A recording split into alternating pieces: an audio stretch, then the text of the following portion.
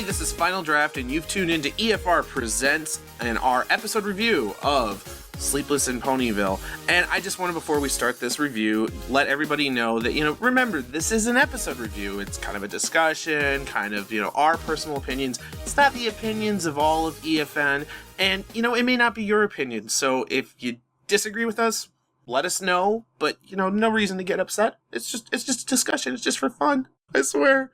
But anyway, today, I've got two other reviewers with me today. I've got the indomitable Ramble. Hey there. And I've got a very special guest reviewer, which I'm excited because we've been, waiting to do this. Joe Stevens from Equestrian Inquirer. Good evening, Ponyville.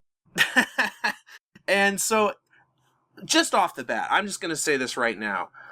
I loved this episode. I have to say that right now, before we even get into the reviewing. Usually I hold that off, but I was so excited about this, which is why I came in and told Bones that I wanted to review it, because I was just so excited by it. I don't know about you guys, but overall, just really a fun episode. I've been on cloud nine ever since watching it, to be honest. I think I just tweeted, I haven't felt this euphoric after seeing a cartoon since I saw How to Train Your Dragon. I mean, this episode had everything. It was almost worth having 3 seasons of waiting for a Scootaloo episode, that it was so perfect to have. I mean, come on. Well, the one thing I was a little bit disappointed about, that I know that you'll appreciate, Joe, is that we didn't see Scootaloo really using her C4 to its best advantage. Her explosive capabilities are completely underappreciated in the actual show. Well, I guess that she figured she didn't need to do a mission to the moon because, Luna came to her, but we'll get to that. She is really trying hard to get that cutie mark in Demolition. She is. Okay, so go ahead, Ram. Well, I think I got to say I didn't, and I'm going to get flamed for this, I swear, but I didn't enjoy it, I think, as much as you guys did. And maybe that's just me, that there's so much about Scootaloo that I know people have been wanting to find out, and it's a solid step. There's some good character development, but we didn't really learn anything more about her. We developed the character, but everything about Scootaloo is still a mystery, and so I think that left me a little disappointed with this. Well, you're right. We delved zero into her past. All of this episode was completely about her present and her future. I mean, I agree with you completely. It would have been nice to see. The only thing we know for sure is that she doesn't have a sister, because she was seeking Rainbow Dash to be a sister. And so... Well, they didn't say specifically she didn't have a sister. She just was looking for a bigger sister-type character. But, let's get into the mechanics of the episode itself, and then we can kind of discuss some of these issues at hand. I just wanted to get out my enthusiasm for it. Good episode, best episode ever. Okay, I'm done. Yes, okay, we got that. Okay, good. All right. It's good for health. At discount price. The episode starts off, and we see a scene in Ponyville, and for some reason, Rainbow Dash is tossing a pair of coins. I don't know why. I tried watching again, and I think it may have been so that she could buy a glass of lemonade or something. Doesn't matter. Well, you see her a few seconds later, she's got a shake. I mean, so she's going over there, she's going to go buy a shake. And then she sees Scootaloo, she's got a shake. So she starts out with coins, and she ends with a shake. So she bought a shake, or whatever that drink is. I saw it as lemonade, but then again, I didn't really... It doesn't matter. The important thing is that Scootaloo comes in roaring on her scooter. I love the scooter scenes. I always have, and this episode did not disappoint in terms of Scootaloo on a scooter. That noise is just hilarious. Her wing motor sound is just, it sounds like a small motor engine or something running. Yeah, it sounds like she's driving a little boat. Yeah. But I like how she, so she's going through town, and there's an overturned cart. Why not? And in true Dukes of Hazzard style, she jumps it, and of course this impresses Rainbow Dash. I love this. They've been doing this season. They break physics because she's midair, and Rainbow Dash says, "Nice moves." She stops midair and goes, "Rainbow Dash said nice moves," and just falls into the pile of hay. I want to talk about this in a little bit, but I found something very present in this episode that had been missing or underappreciated in other episodes, and really in cartoons in general now. Very Tex Avery use of visual. I mean, it was very much a Hanna-Barbera-esque Tex Avery, old school motions, zooming, the expressions. I looked at it and I was like, wow, it definitely has a very old school feel. And that almost grounded everything in a way, and it made it feel more classic and defined. The fact that so much of Scootaloo's motions, especially on the scooter, are very Tex Avery-esque. Harkening back to the old Looney Tunes style of showing them off. And I just this is the first time I've really seen that in this show, and I really appreciated it. Well, we did have a moment in a season 1 episode where, well, actually one of Derpy's notorious episodes, where they drop a lot of stuff on Twilight. I think it's right. Pinky it's like an anvil. Yeah, like an anvil hits her, and of course all it does is just kind of like, oh, she's a little bit out of it. So there have been those kind of cartoony moments in the past, but this episode was replete with them. I mean, we had, Scootaloo going through the ground like Bugs Bunny, or, scooting around, just all sorts of cartoony nonsense. Every time, I mean, it happens like at least 5 or 6 times where Scootaloo is at complete stop and then complete lightning speed. Mm-hmm. I mean, usually you only see Rainbow Dash, and when she does that, she leaves a rainbow trail, and it's very unique to her. But when Scootaloo does it, it's really Roadrunner-esque and Speedy Gonzales-like, it very harkening back to those, you don't really see that anymore. And I really liked that. It was almost like they were trying to showcase an old school style of cartoon making, which was really nice to see. And I think the real crucial thing here is that, a cartoon can use that kind of Looney Tune-esque sort of animation and not have any substance to it. This episode had substance, and they used it as well. So it was kind of like the best of both worlds. I think it enhanced the substance. I mean, in a way. It made it even more profound, if you ask me. They went to all extremes of extreme silliness with physics-defying and old-school cartoony with giving a story that had substance to it. It almost made it even better to see that range of the show. I love seeing those moments too. I think that, especially when she's in the hole and she backs up and there's a huge mountain of dirt behind her. Those were some hilarious moments, but I think that they needed to do more to contrast the mood in the show, because when they used those moments in the dream sequences, I know I'm jumping ahead here, but I felt it really detracted from it as well, because it almost made light of the situation. I mean, it didn't seem like the appropriate time for an almost comedic moment. I feel that they had those moments in the rest of the show, and I think that it would have really enhanced the mood a little if they had kept those separate. You have a little sillier in kind of the dream world, but in the real world, but in the dream world itself, you don't have that. You don't have that levity. It's a little more serious in nature. Keeping in mind the themes, a lot of times I see they use music and images to tie together something. I think that just from a storyteller perspective, the reason that they did that is to explicitly do what you don't like about it, I guess, is because, it's still for kids. They want to make light of a serious situation so that it doesn't become scary and doesn't become too serious. I think that they're trying to lighten the mood. And so maybe that was a device that they used. Let's show them being really silly in the waking world, and that way we can make this serious situation in the dream world seem less intimidating by have them use that same device. Yeah, that's how I saw it too. That's exactly what I was about to say, is that I thought it was a way to kind of tone down the scariness. But anyway, let's get into the episode. First off the bat, I don't know if everybody caught this, but there was a nice little pun they did right then when Scootaloo falls in that pile of hay. She says, "Nice moves," and then the cow right next to her goes, "Moo." I heard that as a pun on nice moves. Get it? Get it? Nobody? It was funny, but I don't think it was terribly clever. No, it wasn't terribly clever, but it was there. I like puns. But anyway, next scene after the opening credits is you see them playing some form of checkers or something in the clubhouse, and, of course, Scootaloo's going off about, oh my gosh, Rainbow Dash saw me doing all this stuff, and sets up the scene for the rest of the episode. They're going to go on a camping trip, kind of paired off in sisters. Quick note, because just rewatching that, it stood out like a sore thumb, and I nitpicky moment, but the board is in an illegal state. one of Sweetie Belle's checkers, I guess, or the horseshoes, is on a white square. Which, if the I saw that. if that's being thrown in to kind of mess with. I think they threw it in specifically to upset you. Yeah, No, I'm offended. I'm I don't know going that to they're write a playing strongly actually worded letter. I don't know that they're actually playing checkers, though. It could be some other form of Well, they're game. playing horseshoes, obviously. Well, there you go. So, guys out there in the internet, Hold on, I just pulled up the episode and I've paused it on that scene, and they're all on the black squares. They all appear to be on the black she squares. pushes one. She pushes one. Yeah. Oh, okay, she pushes one. Okay. She pushes one, and you know what I think is that I think the internet needs to come up with the rules for this game, and next thing you know, they'll have sets at conventions. You never know. Oh God, I'm going to get flamed for that comment. I know it. Why are you picking on? Or we can just say that Sweetie Belle is a cheater, which we know is true.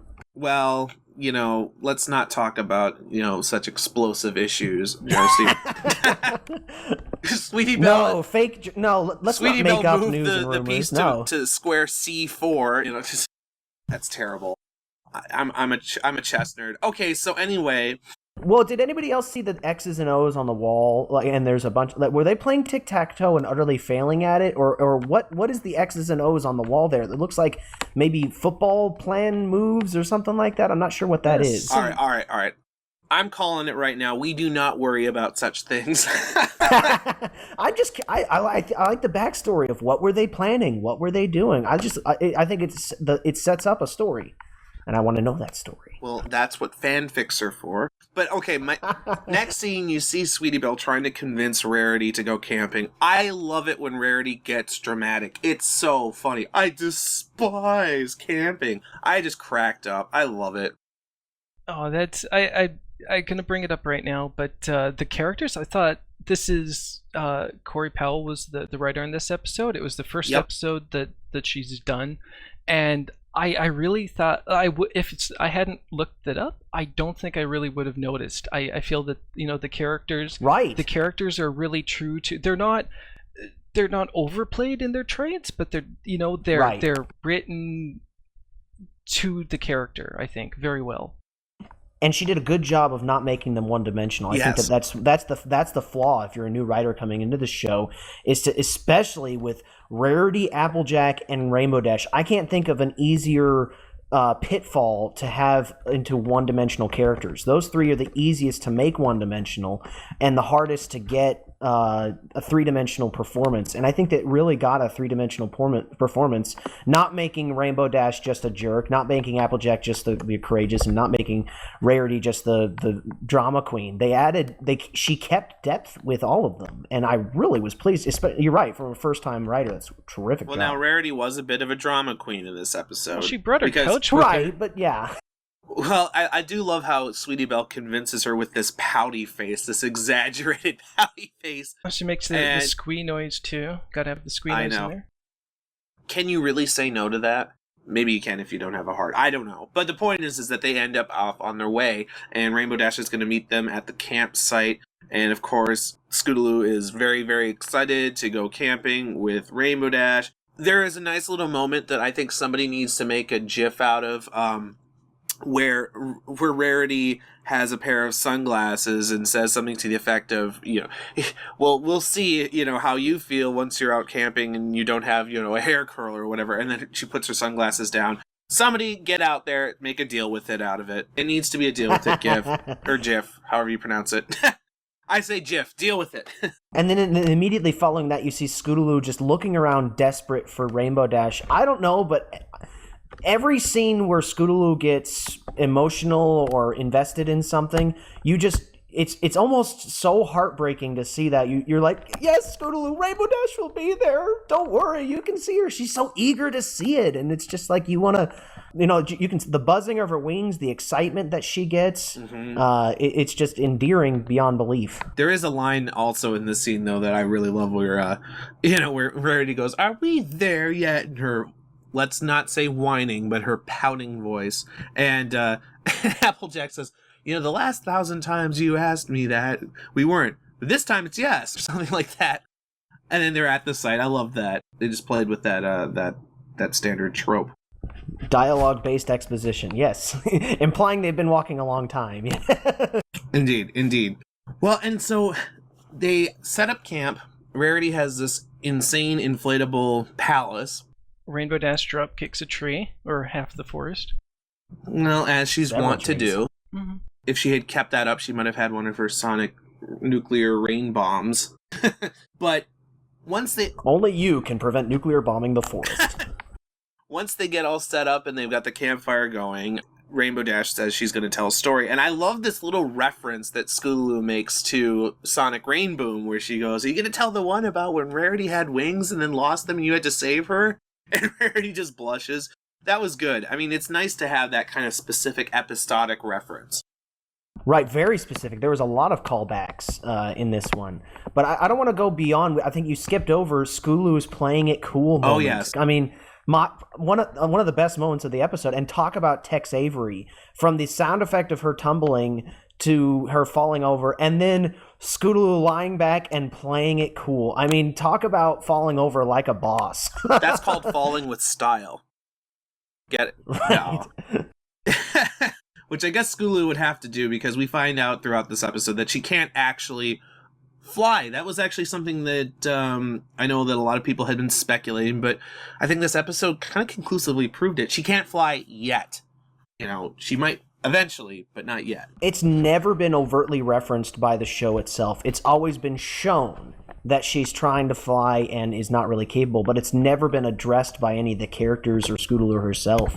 And so we're kind of left as a fans wondering, is she learning to fly or is she incapable of flying? And I know that is a big controversy. I think we're working towards the idea that she is learning to fly, it's just she can't fly yet. Well, and frankly, she doesn't need to fly. She's got a freaking awesome scooter.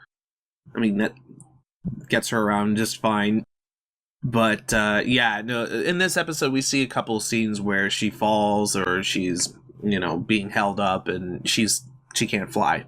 And I think that was good to kind of clarify that, at least. Well, there's that fake out right at the end, before the credits, yeah, where she kind of comes from the bottom of the frame and she's being held up by Rainbow Dash, just like, which was adorable. Adorable, but just all the feels. It seemed one of those things that's specifically in there just to mess with people, get your hopes up, and then crush them a second later.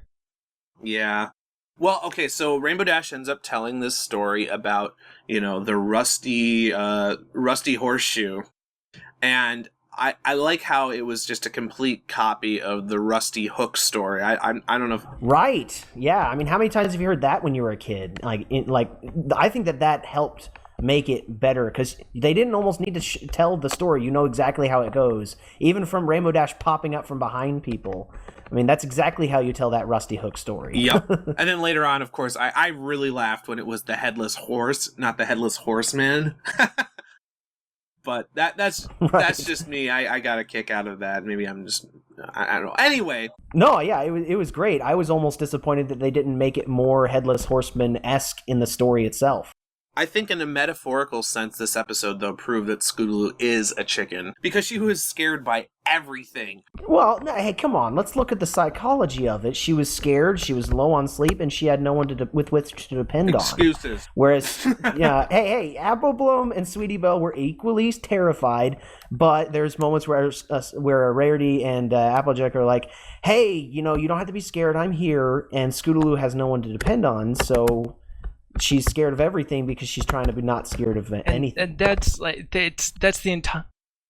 Well, in Ramble, this is something that you've talked about, this dynamic between the sisters and, the younger sisters. Well, yeah, when I was like, oh my god, it's a Scootaloo episode, that was one of those things that when I started watching, I was so excited, it's Scootaloo episode, and then more characters are added, more characters, and it became, I'm almost like, this is detracting from really an opportunity for either Rainbow Dash or Scootaloo for all this to occur, but the episode itself is really a build-up and a reinforcement of Scootaloo's, I guess for lack of a better word right now, isolation.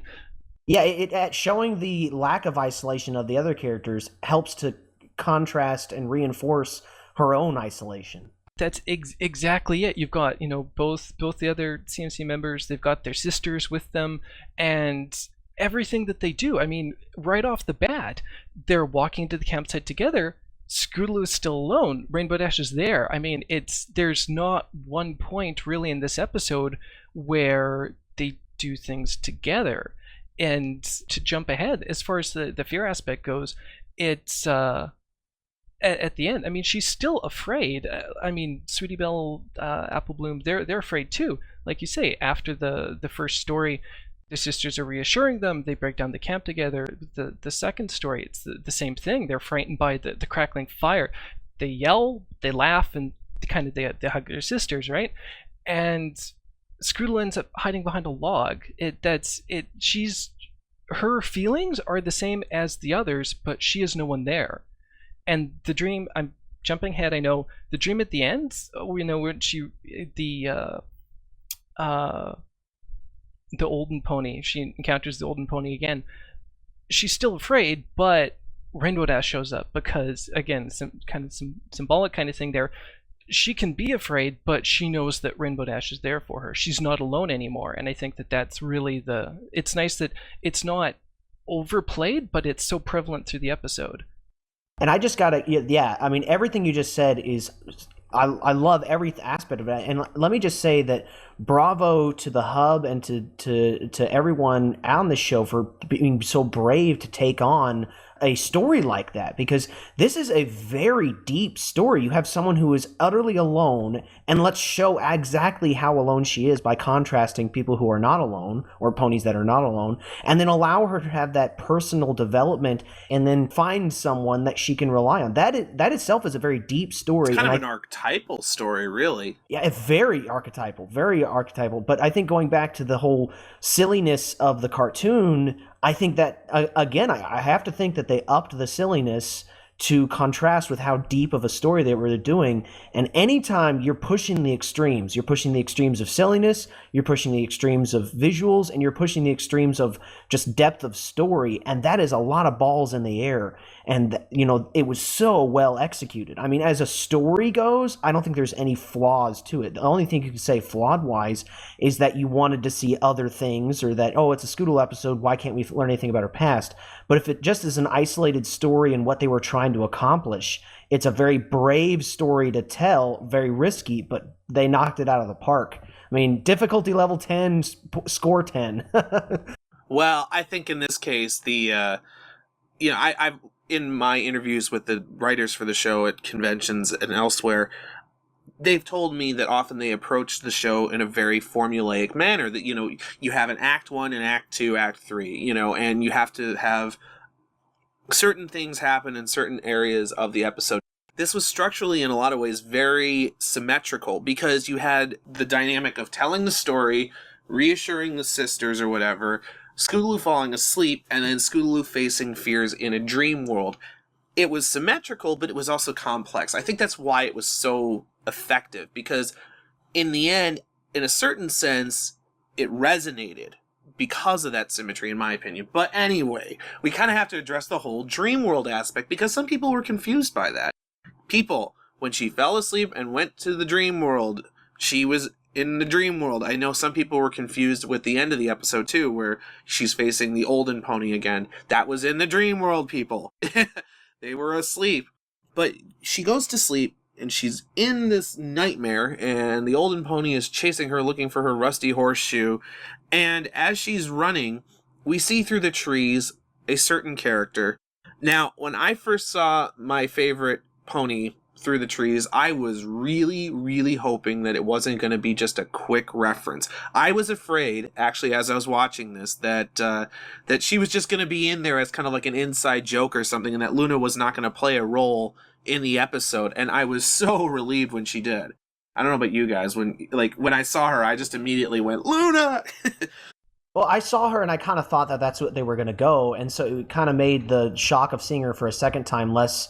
I mean, her saving her from the headless horse, it made it a little bit less climactic. But I kind of see where they were coming from when I saw her. It's like, they're probably going to do a whole Luna helps, in your dreams kind of thing. I wasn't sure of that because they underused her in previous seasons.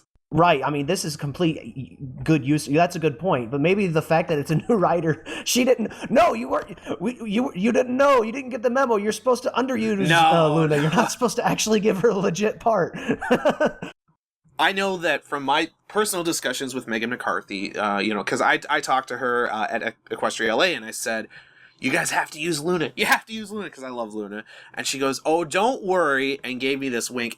When they do these shows, I mean, Megan McCarthy, as story editor, chooses who's going to write what episodes. And it's a little bit more organic a writing process. It's not that the writers are just independently coming up with stories and then just throwing it to the animators. They do it as a team. And oftentimes there are certain elements that Megan McCarthy, as story editor, will say, okay, this is the sort of thing that we need to incorporate in this episode specifically. So it's my feeling, and I don't know this for sure, but it's my feeling that at the beginning of the season 3 writing process, they knew they had to have a Scootaloo-focused episode. And they also knew that they wanted to kind of expand on Luna's role. So I mean, I can't say this for certain, but I suspect that the writing crew led by Megan came up to Corey and said, okay, Corey Powell, you will be writing the Scootaloo episode, and also there will be elements of Luna involved, but beyond that, then it's Corey who takes those ideas and expounds on them. Yeah, I saw Megan McCarthy tweeting about that. They'd come up with this idea that she commands dreams. They just didn't know how to use it in what story. And so the idea that Luna's in dreams came first, and the story of Scootaloo having nightmares came second, I think is what I went. Well, and I should say that Andrew Joshua Talon, the writer of Progress, probably loved this episode because in his story, Luna was able to do this, that there was this kind of, dream interaction.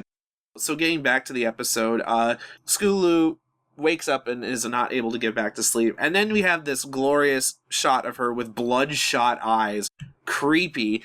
I just love how real I mean, there were elements of Scootaloo in this episode that were very real and so down to earth to make it so utterly believable.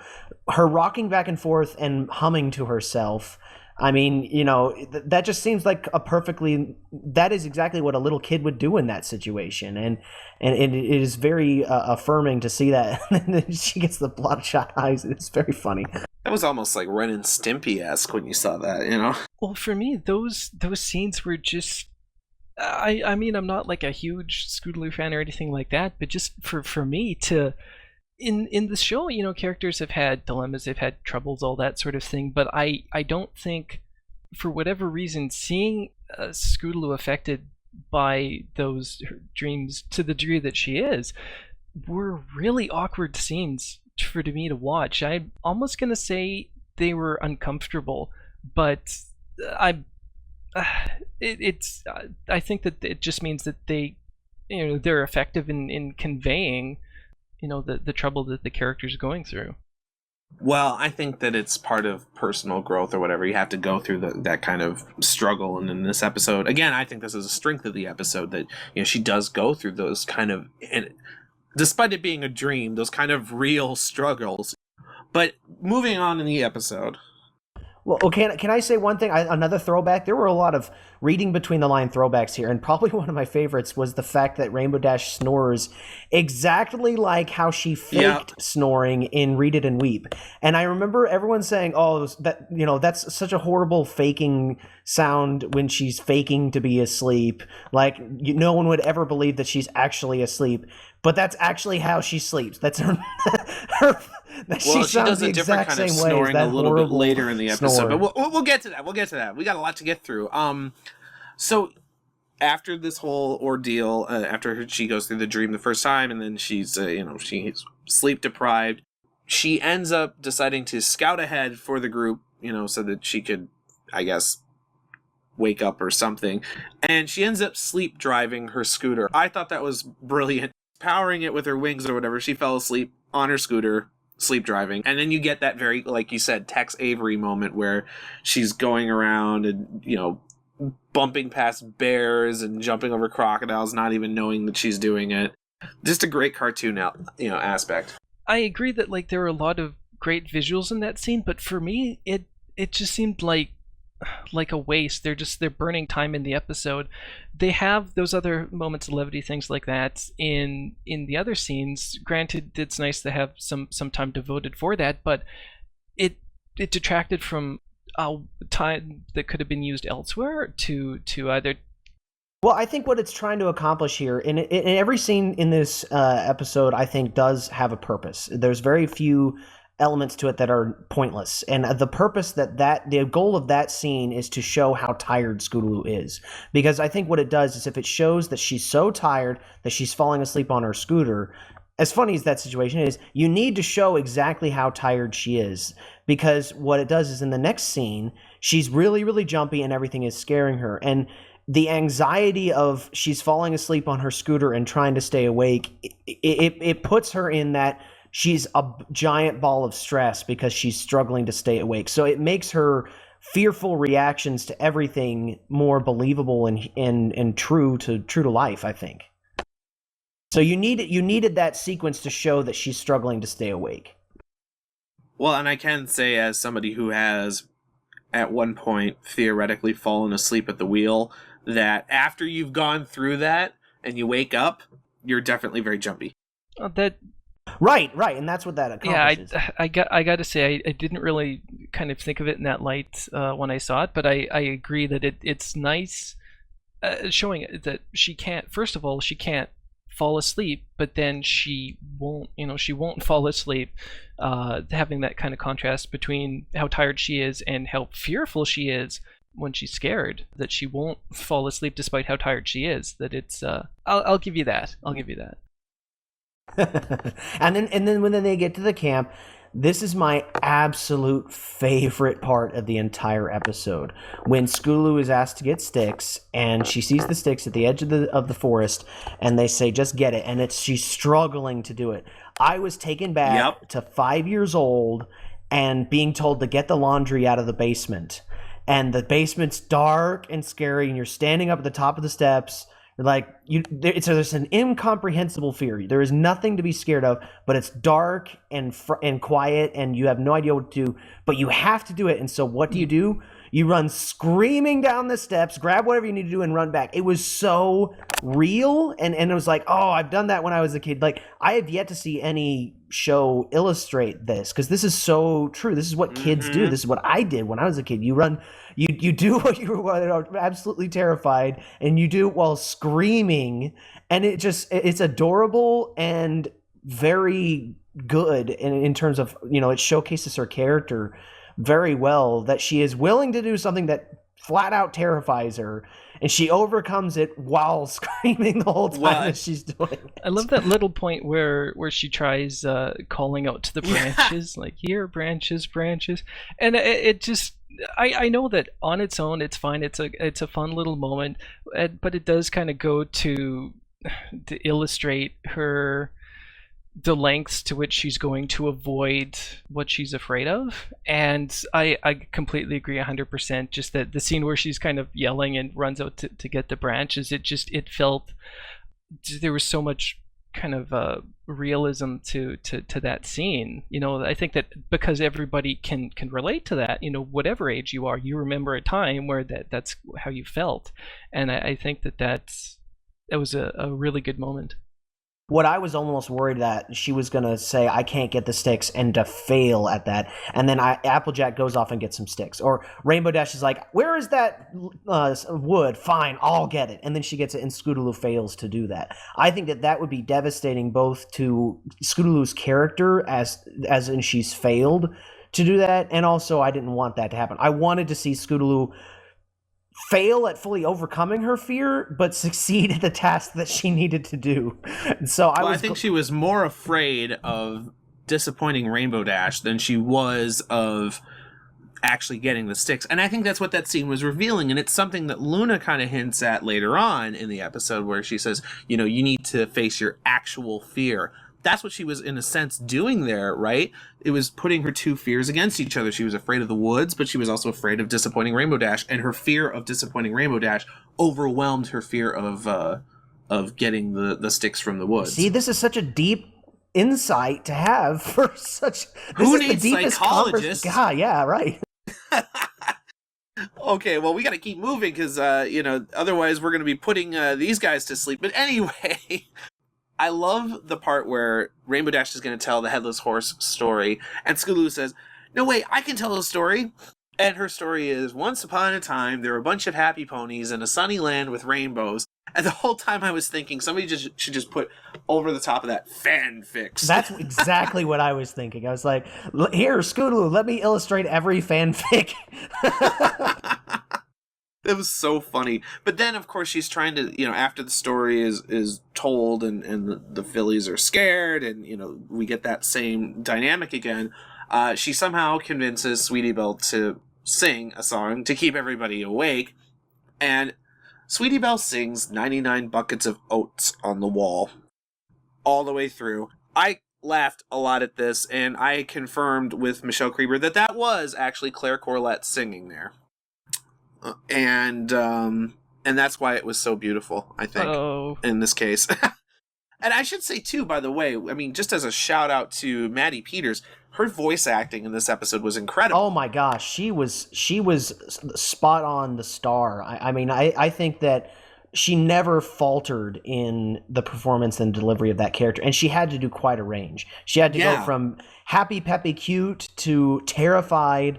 And I mean, there's such a range of emotions and situations that character has to go through, and she as an actress has to bring us through on that journey. Complete success. I never saw any. There was no breaking of the fourth wall with bad acting. And that could shatter the story if there was any flaw in her performance, and it didn't. It was just spot on. Yep, it was really, really strong. I was actually disappointed, and I know a lot of people think this, when Sweetie Belle says, "I'm going to sing a song." I was really hoping for a Daniel Ingram moment. I was like, what random song are we going to hear now? But we've become spoiled. We have become. If this were Pinkie Pie, that would have totally been a 10-second song. Actually, I was going to say, in the dream sequences, when you see those angry, evil-looking trees, I immediately thought Giggle at the Ghosty. Right, I was like, Pinkie Pie never taught Scootaloo Giggle at the Ghosty. I guess not, yeah. Well, and then, okay, so in this dream sequence, we have my favorite character, Luna. Luna shows up, and she, first of all, vaporizes the Headless Horse. And whether you think that the Headless Horse was an apparition created by Luna, or whether it was just part of the dream, as I think, Luna then explains her role as because she's Princess of the Night, she comes into people's dreams, I guess, to make them feel secure. Fanfics away. Right. Talk about an Inception moment. I mean, there is a lot to go with on that concept that, it really, in a way, it opens Pandora's box to the concept that the benevolent overseers of the pony's life have their ability to influence and aid the ponies in every aspect of their life, from raising the sun to their dreams. I mean, Celestia and Luna have their presence, and not to mention, now that we've got Cadence as the source of love and everything, I mean, there's a lot of absolute overarching power in the powers that be, and if anything, that almost makes me a little uncomfortable with the power that they have, because I don't know, just it's interesting. Yeah, let me rationalize this situation. I look at Luna's role. She doesn't come into the dreams just randomly. I know that some people have been making jokes about that. Oh, she can come into dreams. Oh my god, she's just going to see everything they're thinking. I think that she comes into nightmares to help ponies face their real fears, but she doesn't cure the problem for the ponies. Because in this episode, she ends up telling Scootaloo, face your real fear, overcome your real fear. Scootaloo has to do that herself. Luna doesn't do that for her. And so I look at Luna almost in a teaching role in this episode, similar to how Celestia is in most episodes. I found it interesting in this episode you didn't get a letter to Celestia, because I think the lesson learned was learned with Luna. Luna played that role, and that made me very happy. I like Luna, and yeah. Again, you're spot on with that. I completely agree. The one thing I didn't like about Luna's role there is there wasn't a letter to Celestia, but the replacement of that was literally to shout the lesson at the audience, and it just seemed it could have been handled a little more delicately. It just seemed a little on the nose to have Luna shout the lesson at the that's. Well, I don't know. I would love it if Luna shouted anything at me. But that's just me. Mike, what do you want for dinner? we're still kind of in the dream world before we kind of leave that. If I can just digress a bit. Before we wake up. Yes. Unfortunately, we're at the discounting Luna for a second. I really thought that there's a lot of good work in the dream world. Yes. Even at the last one to make them visually distinct from the other environments. Not just that, but in both scenes you've kind of got a chase aspect to it. In the second dream, you've got a nice little Dutch tilt in the composition as Scootaloo is practically running uphill away from this. And in the first dream, also you've got some really great shots where you've got it does a 360 arc around Scootaloo who's frozen in place, and then a scene that's almost, I'm gonna say, it's reminiscent of when when the characters are running away from the Hydra in Feeling Pinky Keen, where you've got kind of that really low angle over the shoulder chase kind of shot too, and it's compositionally, I think there's a lot in the dream sequences that really, they do a good job of visually making you uncomfortable. Just looking at it, you get visually uncomfortable.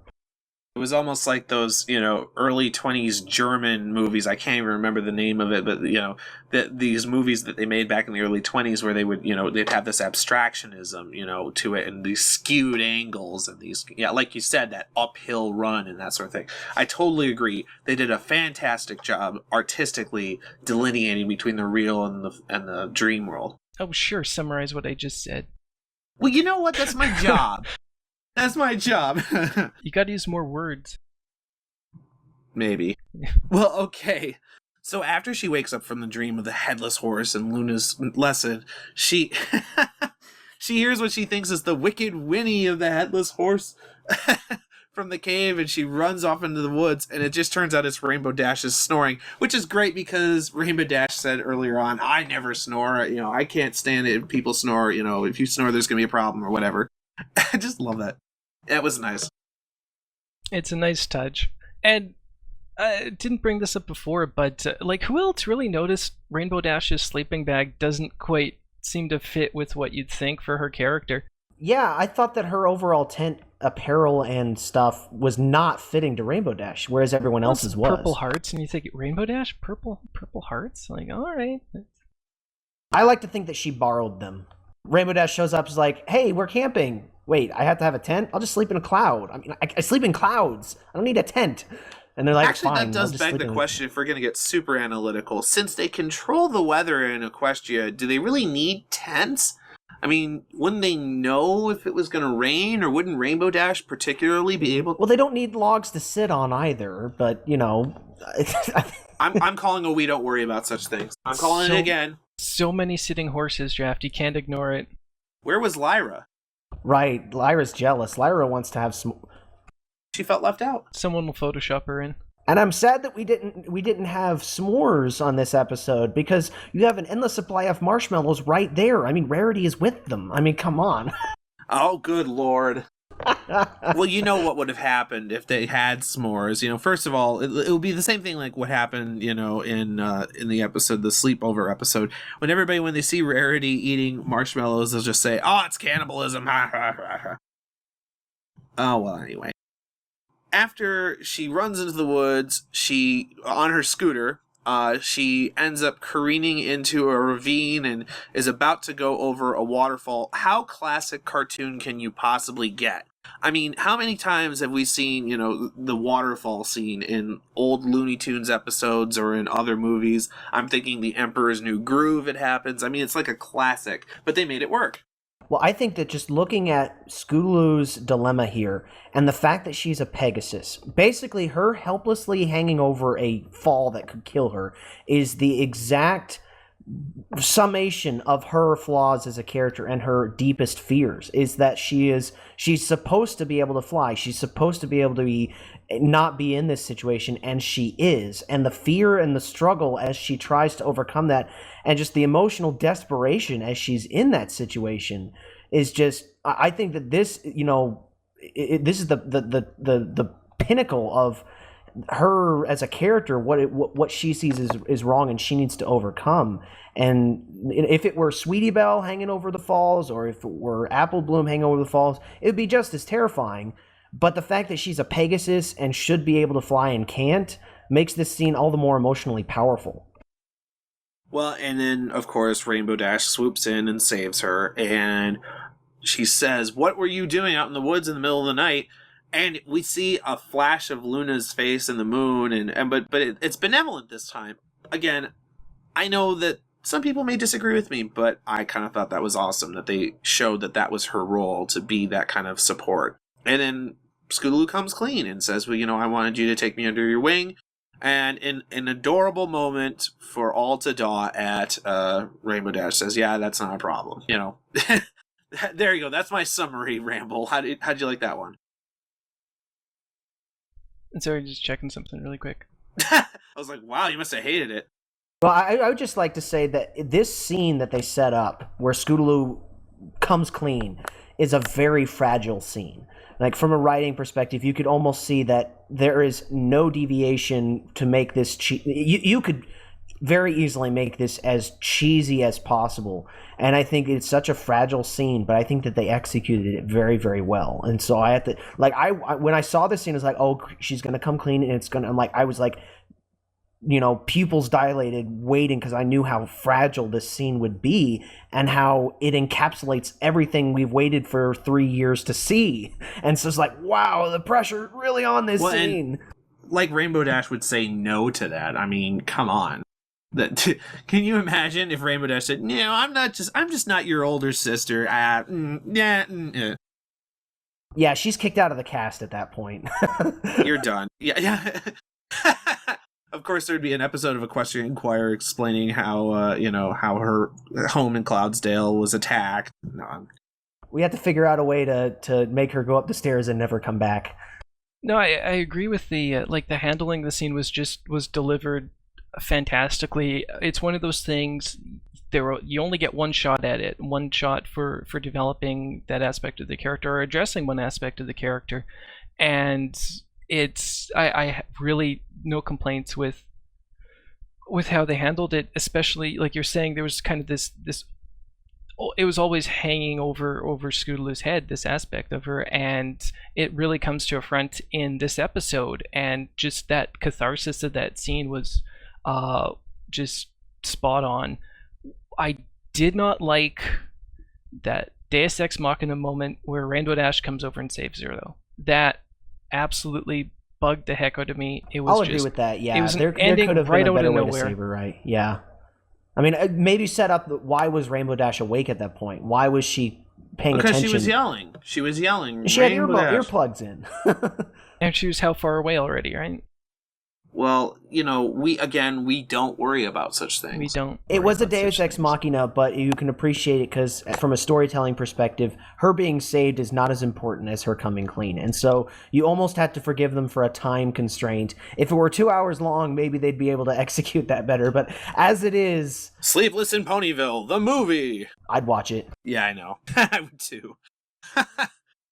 Well, okay, so at the end, we get this adorable scene at Winsome Falls, which is this gorgeous rainbow, waterfall area, and we get to hear Rarity's, now I'm going to call it a catchphrase, oh, it is on, as she's racing to the falls with Sweetie Belle, and then you see, like you mentioned before, Ramble, it appears she's flying, but it's actually Rainbow Dash holding her up, and I think about everybody just dawed at that.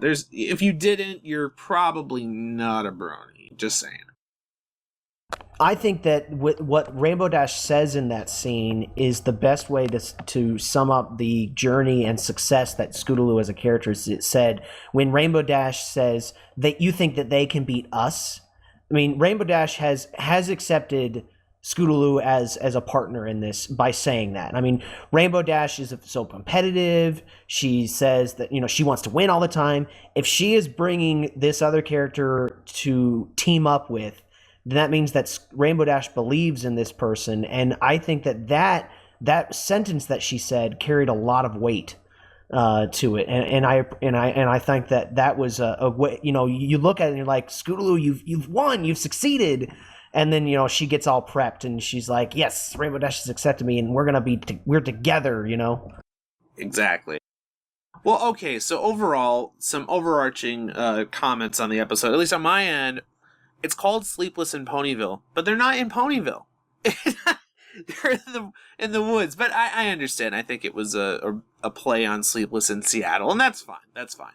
But overall, I thought this was an incredibly strong episode. Incredibly strong. And season 3 has produced a couple of the best episodes of the entire series, in my opinion. This one probably falls under my top 5, if not my top 3. The committee's still out on whether it's the number 1 or not, but it's between this and Winter Wrap-Up for me. And see, I know a lot of people have been making those comments, and I know, Ramble, you maybe didn't enjoy it as much as we did, which is fine. You know, there are going to be people who agree with you. But at least in my book of, because there's a book of this, in my book of favorite episodes of the entire series, this episode ranks up there with Magic Duel, with Luna Eclipsed, with Return of Harmony. I think this is a really, really strong episode and an amazing premiere for Corey Powell in the series. You know, I'm really looking forward to any more episodes she has to write. Well, for myself, I don't want to come across as being too harsh on the episode. I mean, overall, it's, you know, it's written well. I don't want to come across too harsh on this episode. It's written well. It handles these issues with the characters with respect, and I think more importantly, with care. It's not simply trying to rush out, okay, we need to do this with the character now, but the fact that you've got an entire episode which is dedicated to simply developing this relationship between Scootaloo and Rainbow Dash, and that's it. It's nothing grand, but it's taking its time with something that needs to be dealt with care, and I think it achieves that. Right. It never said, I mean, it could have had those moments where it threw away a deep moment. It's like you have these this ammunition of something that's going to make a great moment. You have that bullet of Rainbow Dash and Scootaloo coming together. And if you fire that off with lack of delicacy and lack of care, you've wasted a moment. They spent the entire episode prepping for that moment. And you're right, it's very visible that they appreciated and respected that, and that they valued that to take us on this journey of this one aspect that everyone wanted to see. And in my opinion, they couldn't have done it better. I think that the only thing that we can complain about this episode as far as the story goes is that we didn't see enough of Scootaloo's character. I think if they would have gone any more in depth, it would have almost detracted from that moment. But if anything, I'm excited that they didn't go into any further in her character, because that means we have other episodes. You know, we saw why is Scootaloo alone? That's a whole episode right there of who is Scootaloo with, and who does she depend on?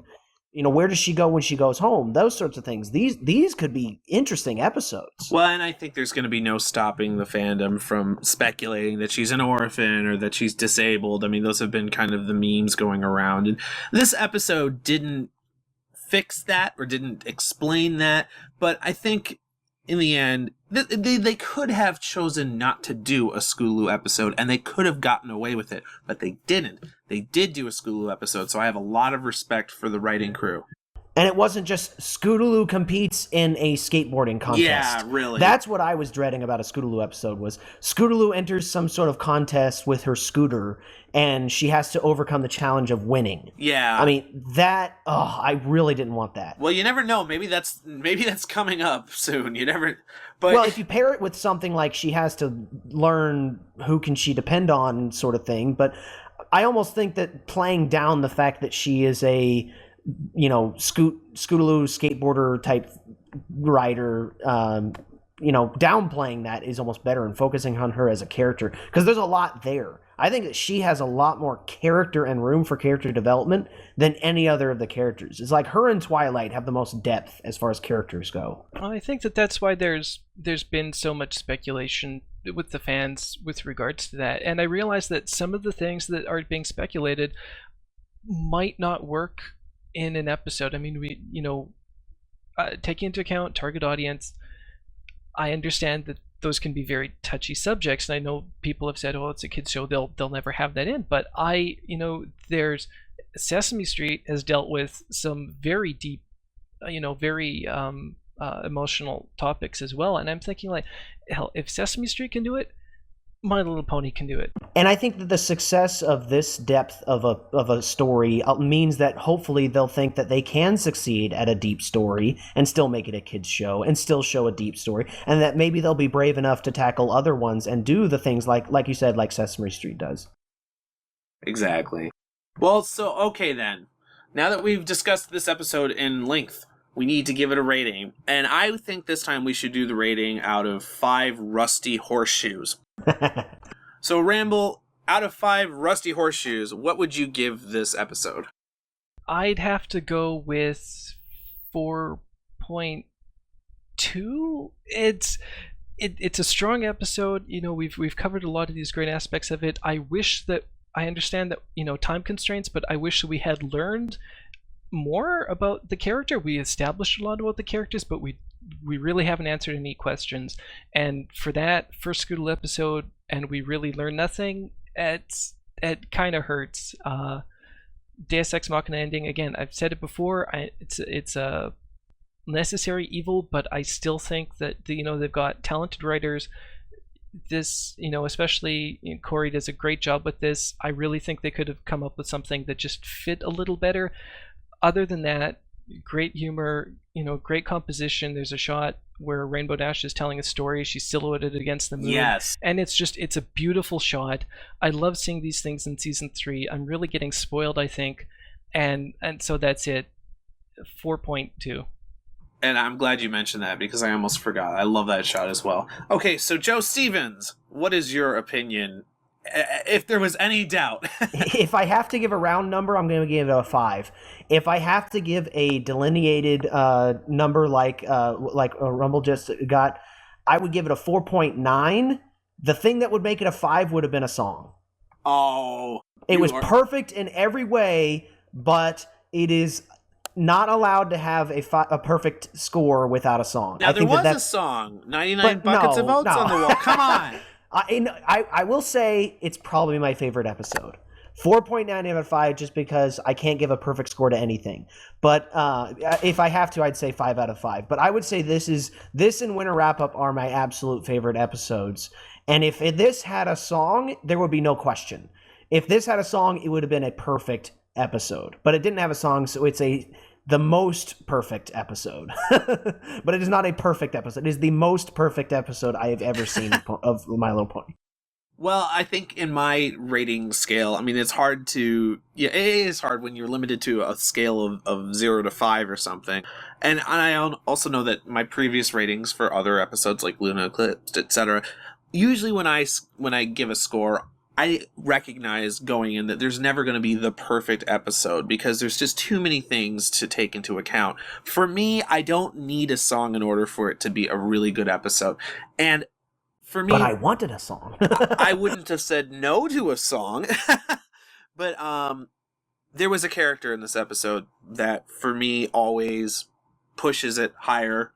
Luna, I'm a huge Luna fan, and we get to see so much more exposition of her role and what her job is, and so for me that was a huge element of the episode. And beyond that, the writing was fantastic, the animation was great. I have to give it a 5, and that's because I recognize there's no such thing as a perfect episode, but this episode I didn't have any qualms with it, and that to me says 5. Right, gun to my head, I'd give it a 5 too. But there you go. Well, and I respect what Ramble has to say as well as other people who may not have enjoyed it, because of certain elements. I completely understand that as well. All right, well, this has been our review of Sleepless in Ponyville. I'm Final Draft. I'm Ramble. And I'm Joe Stevens. And thank you for tuning in. Be sure to check out our other episode reviews as well as our interviews and other programming all across EFN. This has been EFR Presents. Thank you.